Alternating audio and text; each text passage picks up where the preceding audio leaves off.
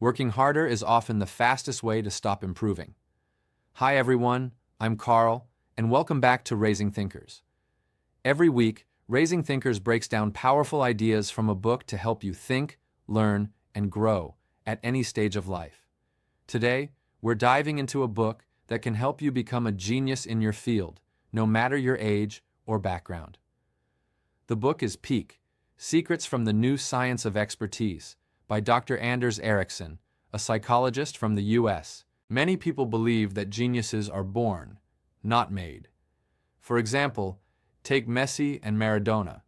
If you watch videos of them playing football as children, you will see that they were already performing at an exceptionally high level.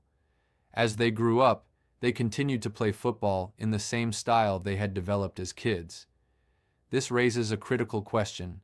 Are these individuals truly capable of reaching the highest levels simply because they were born with talent, or did they follow a particular path that allowed them to achieve such excellence? This book provides answers to that very question. Let us consider Mozart as another example. Mozart could compose music at the age of 4 and perform publicly by 6. He traveled extensively, giving performances, and left audiences in awe. It is often said that he had perfect pitch, meaning he could hear a note and immediately recognize whether it was correct, distinguishing even subtle differences like a flat versus B flat. This book, however, dispels many myths about geniuses, including Mozart. It reveals that Mozart did not possess perfect pitch naturally. He became exceptional because his father dedicated himself entirely to nurturing his talent from a very young age. Mozart's father was a composer, and though his earlier efforts with Mozart's older siblings were not entirely successful, they were informative.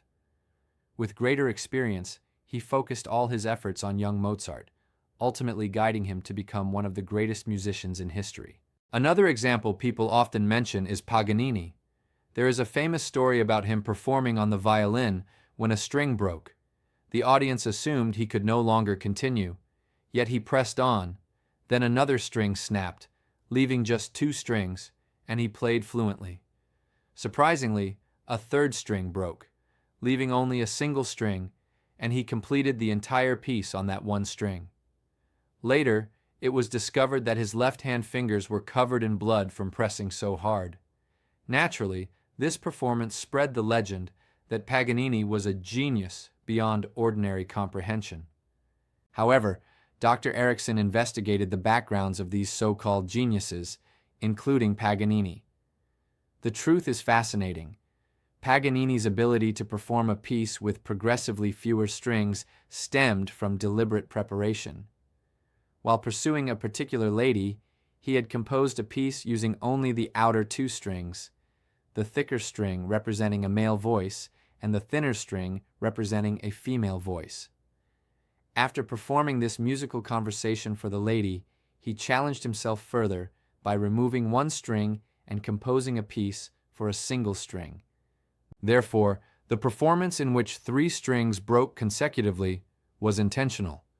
Paganini had mastered every technique beforehand. During that public performance, he deliberately snapped 1 string, then another, and finally played the entire piece on the remaining string. The lesson here is clear. Geniuses may appear to reach unattainable heights, but the underlying principle is deliberate practice. The difference between extraordinary individuals and the rest of us is having a systematic approach that continually challenges and extends one's abilities. Let's go back to the example of Messi and Maradona. You might think that sports geniuses are simply born with talent, that they mainly rely on natural ability, but that's not actually the case. And here's why I say that. I once compared a compilation of Messi's first year playing in La Liga with Ronaldinho, and you'll notice something interesting. At that time, Messi made more mistakes with ball handling, his decision-making was less rational, definitely not as polished as Ronaldinho's, even though everyone always talks about how naturally talented Messi is. The truth is, Messi reached the level he's at today through a tremendous amount of repetitive practice. And if you have some time, you can actually look up interviews where he talks about how he trained free kicks. What he emphasizes is repeated practice, really feeling the ball, imitation, and innovation. Those are the key factors. He spent countless hours imitating masters like Ronaldinho and Zidane, while also adjusting for his own body and style to figure out the perfect feeling and the best power point for kicking. This method, this process, is what turned free kicks into one of his signature skills. Now, a lot of people bring up the book Outliers by Malcolm Gladwell when they talk about this. In that book, Gladwell introduces what he calls the 10,000-hour rule. But here's the thing, Gladwell's explanation isn't very rigorous. He basically took the research of Anders Ericsson and Robert Poole, the very authors of Peak, and turned it into a concept that made Outliers a bestseller. This is actually a great illustration of the difference between best-selling authors and academic researchers. Professors' work is not meant to be simplified. It's precise, nuanced, and detailed.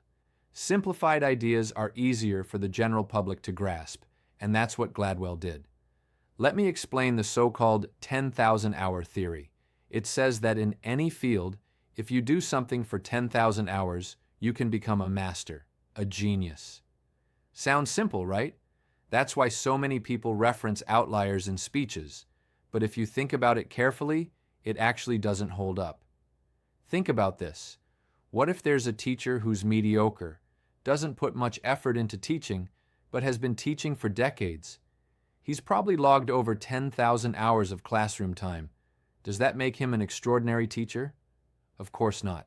There are also plenty of examples where you don't need 10,000 hours to become truly exceptional. If you focus intensely for a few hundred hours on something, you can already make breakthroughs and become an expert. For certain skills, 10,000 hours might not even be enough. For others, you don't need nearly that much. And some people, even if they exceed 10,000 hours, won't improve much if they're not attentive or focused. So the 10,000-hour rule is actually far more complicated than it sounds. That's why we need to understand what deliberate practice really is. Here's a fascinating experiment to illustrate this. Back in the 1980s and 1990s, the author of the book invited a university student to work part-time on a special project. What did the project involve? Each week, the student practiced a memory exercise, remembering long sequences of numbers that were spoken randomly, kind of like the challenges you see on the show The Brain, where participants try to recall as many numbers as possible. Now think about this. If I read you a string of 7 or 8 random digits right now, could you remember them? Most people can only recall about 7 digits, which is perfectly normal. If someone can remember an 11-digit phone number, that's already impressive. At the start of the training, this student hit a bottleneck at 8 digits. He simply couldn't remember more. So, what did he do the following week? He kept practicing about an hour each week, finding ways to push past that 8-digit barrier. After roughly 2 years of this weekly, hour-long practice, over 100 sessions, the results were incredible. This student could easily remember 82 consecutive digits. He developed a super memory, ready to compete on shows like The Brain. And the most important part? He was just an ordinary person. There was no innate talent involved, just systematic, deliberate practice. Later, the researchers shared this method with many others, and it turned out that using the same techniques, combined with consistent practice, people could remember extraordinarily long sequences of numbers. Today, kids who participate in these memory competitions can memorize over 300 digits. You could read out over 300 random numbers, and they'd recall every single one perfectly, without a single mistake. How is this possible? It's because of method and deliberate practice. It's not magic or genius. This really challenges how we think about geniuses. These people with extraordinary memory, they're not born geniuses. In fact, they've been trained. Throughout their lives, they've been constantly pushing their own limits. I've got some numbers to share here, and I think they're especially worth knowing. Do you know what the 100-meter world record was 100 years ago? Back in 1921, an American named Charles Paddock set the record at 10.4 seconds. And do you know what the Olympic qualifying standard is for the 100 meters today? For the Paris Olympics, it's 10 seconds. So by today's standard, Charles Paddock wouldn't even qualify.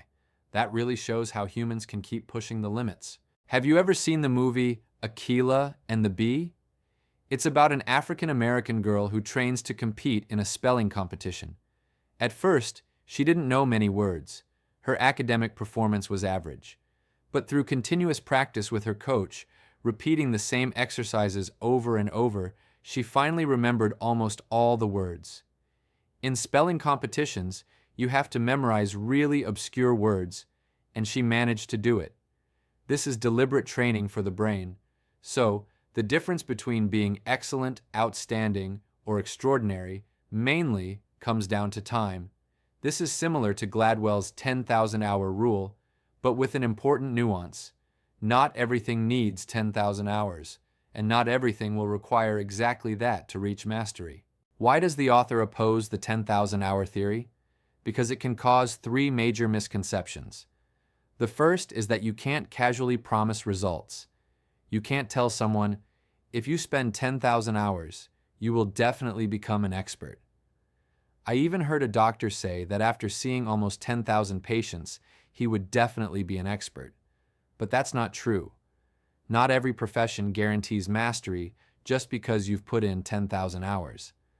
The second misconception is that sometimes you don't actually need 10,000 hours. When people hear 10,000 hours, a lot of them get intimidated and don't even dare to start, so they give up. But look at Steve, the guy who memorized 82 digits. He only spent 200 or 300 hours practicing. Just a few hundred hours already made an enormous difference compared to others. So if you think everything requires 10,000 hours, you'll often think, I can't do this, and retreat. But in reality, you don't need that long. A few hundred hours can already produce miracles. The third misconception is that sometimes practice alone doesn't help. So these three misconceptions really highlight the difference between a bestseller and an academic book. I consider Peak, Secrets from the New Science of Expertise, an academic book. Even if it becomes a bestseller, it's still very rigorous. Meanwhile, Gladwell and other authors write typical bestsellers. They need to create ideas that people can easily understand and remember. To make a concept catchy, they might simplify or sacrifice some precision. That's the key difference. And now we understand how people can become extraordinary. So, how do we apply this in real life? First, at work, you can use deliberate practice. There's a movie called Top Gun. Maybe some young people haven't seen it. Top Gun is the film that made Tom Cruise famous. Back then, he was young, full of energy. He rode motorcycles, flew planes, and of course, liked beautiful women. But here's the thing. Top Gun is based on a real U.S. Air Force training program. During the Vietnam War, the U.S. started with a 1-to-2 plane ratio against the Vietnamese. But over time, the Vietnamese became stronger. They had Soviet-style training and MiG planes, eventually reaching a 1-to-1 ratio. The U.S. decided the losses were too high, so they established the Top Gun school. Here, elite instructors acted as enemy pilots, constantly pushing trainees to their limits. Every training flight felt life-threatening, and crashes actually happened. In the movie, Tom Cruise's partner dies during training. That shows how extreme it was. The method was controversial, but after training, every danger was analyzed, recorded, and used to improve. The instructors themselves kept getting better with each batch of students, which made the training progressively tougher. By the time pilots went back to Vietnam, the results were incredible. A 1-to-5 kill ratio. Sometimes, one American plane would shoot down 5 enemy planes without losing any. This is deliberate practice in action. How can we bring this into our work? Treat every task like a training session. Take something simple, like making a PPT. Many people just make PPTs for their boss and feel bored doing it day after day. But what if you trained deliberately? You could become a master at making PPTs and even at presenting them. Each time, aim to improve just a little. I personally like playing soccer. When I was young, during summer vacation, it wasn't easy to play with classmates. So at home, I used the gap between two sofas as a goal, stood 3 meters away, and practiced pushing the ball with my instep. I did this all summer, imagining different teams, keeping records, competing with myself. Gradually, my scoring rate went from 30 to 40% to almost 100%. When I returned to school, my instep passing was at a very high level. I even trained briefly with professional players. When they saw my short and medium distance instep passes, they said it was at professional level. You see, a single repetitive movement, practiced deliberately, can take an ordinary person all the way to professional level skill. When you start treating work as a form of practice, you can overcome 3 common mistaken beliefs. So, what are these 3 misconceptions? Well, these are exactly what the book is trying to address. The first one is the belief in genetic limitations. Some people think that high-performing students are just born with good genes. That's not true. I know plenty of students who do really well simply because they happened to meet a great teacher, liked that teacher, enjoyed the class, and fell in love with the subject. Without that teacher, they might not have become so good. You probably know examples like this yourself. So the first step is breaking the belief in genetic limitation. The second misconception is thinking that just having enough time is enough. Many people assume that if you spend enough hours, you'll automatically achieve something. That idea needs to be corrected. The third misconception is believing that as long as you work hard, you'll succeed. That's not necessarily true. Effort alone doesn't make you a master. You need a method, a deliberate practice method. Every time you act, you must get feedback. Deliberate practice can be simply remembered with the 3F principle. The first F is focus. You have to be fully focused. Let me give you an example.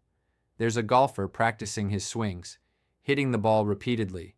His coach comes over and asks, "What are you doing?" The golfer replies, "I'm training, trying to hit the ball better." The coach says, "No, you're not training. You're just playing." Why? Because he wasn't fully focused, wasn't analyzing his movements, and wasn't correcting himself continuously. Think about Tiger Woods. After winning so many trophies, he decided to go back and learn his swing from scratch. That's amazing, right? That's deliberate practice. He realized his swing could still improve, even as a champion, so he practiced deliberately. Professional athletes are different from ordinary people mainly because their practice isn't entertainment. Most people play basketball just for fun. After the game, they feel happy, give high fives, and call it a day. That's not deliberate practice. Deliberate practice is like Kobe or Jordan practicing alone, endlessly repeating a single movement. Kobe once said, "You haven't seen Los Angeles at 4 in the morning." He practiced shooting every day.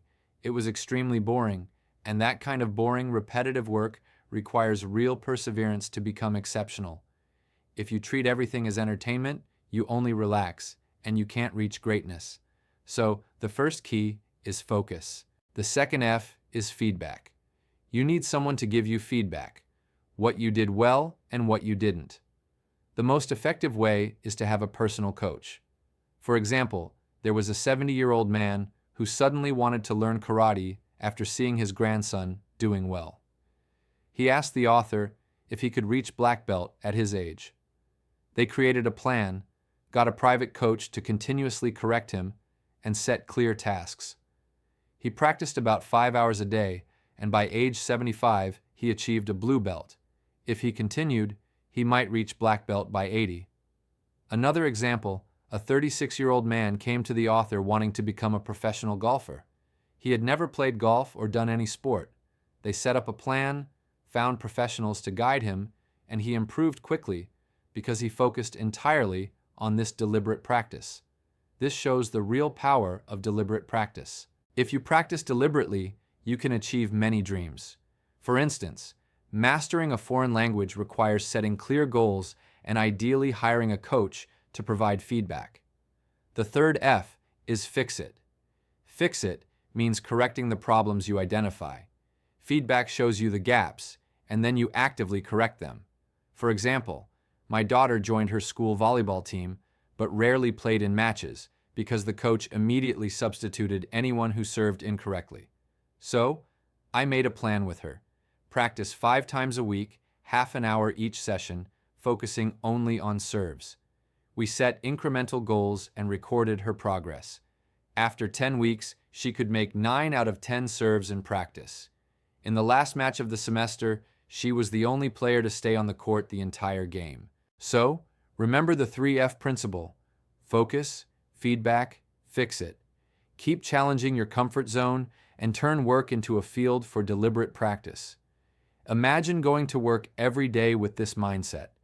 It's not just productive, it's actually joyful, and it makes you better. Deliberate practice also applies to life. First, find a mentor, someone you truly respect in the field. Study their reputation, awards, and what their students say. Once you find them, dedicate fixed weekly time to learning under their guidance. If you can't find a mentor, there's a story about a clown. His job was to entertain between circus acts, but audiences often ignored him.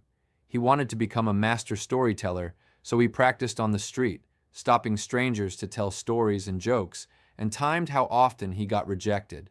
Eventually, he could chat with anyone for several minutes, improving both storytelling and attention skills. His mentor was actually the stopwatch, giving him constant feedback. If no one else is available, you can track yourself carefully. We all make resolutions, like learning to swim or play guitar. The author noticed that secondhand guitar sales peak after spring because many people fail to maintain motivation and end up selling the instruments. Why do so many fail? It's because of the plateau stage. Early learning is fun, but once you acquire basic skills, progress seems slow. This is the plateau stage, like Steve memorizing 20 to 30 words. To cross this stage, you have to maintain motivation. Motivation is the real source of willpower. People who seem determined in one area may not be in another. True willpower comes from motivation. The book talks about some really effective methods. First, cultivate habits. Writers write every single day. Screenwriters, for example, can practice by imitating movie scripts. See how they're structured, how the dialogue flows. That's deliberate practice. Second, find external support. Franklin, for instance, created a club where members shared discoveries every week, challenging each other to improve. You can do the same. Form a small group of 6 to 8 people. Talk about what you're learning, share progress, and push each other to step out of your comfort zones. To keep your motivation going, use tools. Something as simple as a weight loss tracking chart at home can help. The principle is the same. Track progress, see results, adjust, and keep improving. Everyone who becomes an expert goes through 4 stages. First, develop interest. Kids don't automatically love chess or violin. Parents provide the opportunity. Second, they take it seriously. Feedback and progress make them committed. Third, full engagement. They dedicate themselves completely, like professionals or chess players training for rankings. Fourth, innovation. This is where Messi shines. He moves from imitation to creating techniques that fit him perfectly. So, back to the original question, do geniuses exist? Many would say yes, but why do children often follow their parents' profession? The most reasonable explanation is culture and environment. Interest and motivation are created, and sustained practice follows naturally. Absolute pitch, for example, often thought to be innate, can actually be trained. Experiments show that 60 to 70% of children can develop perfect pitch through proper training. Even autistic individuals who excel in math or art aren't necessarily born with gifts. They focus intensely when placed in the right environment. Skill comes from interest, motivation, and practice, not some divine talent. The most exciting insight from this book is, don't set boundaries for yourself. Don't assume you're limited or lack talent. The real significance of this book is that it opens up an incredible vision of the future. Imagine if everyone could memorize 300 numbers, become a chess master, dive, or learn karate, the potential of humans is enormous. Previously, we limited ourselves by believing that only a few could reach such skills. But with deliberate practice applied to work, study, or life, anyone can become more professional and powerful. IQ and genius? They're not necessarily connected. Scientists' average IQ may be a bit higher, but Nobel laureates' IQs aren't higher than other scientists, sometimes even slightly lower. Chess grandmasters' IQs are around average too. There's no evidence that skilled performers have significantly higher IQs. Their excellence comes from deliberate practice and mental representations in the brain. I hope this book inspires everyone, especially children who are just starting out. Youth is your greatest advantage. Start early, and you can become the best in any field. And for adults, don't limit yourself to where you are now. With time and continuous practice, you can completely transform your abilities. This is the essence of peak. Secrets from the new science of expertise. Next week, we'll explore an electrifying book, Napoleon. Let's step into Napoleon's world and witness how intensely a single life can burn.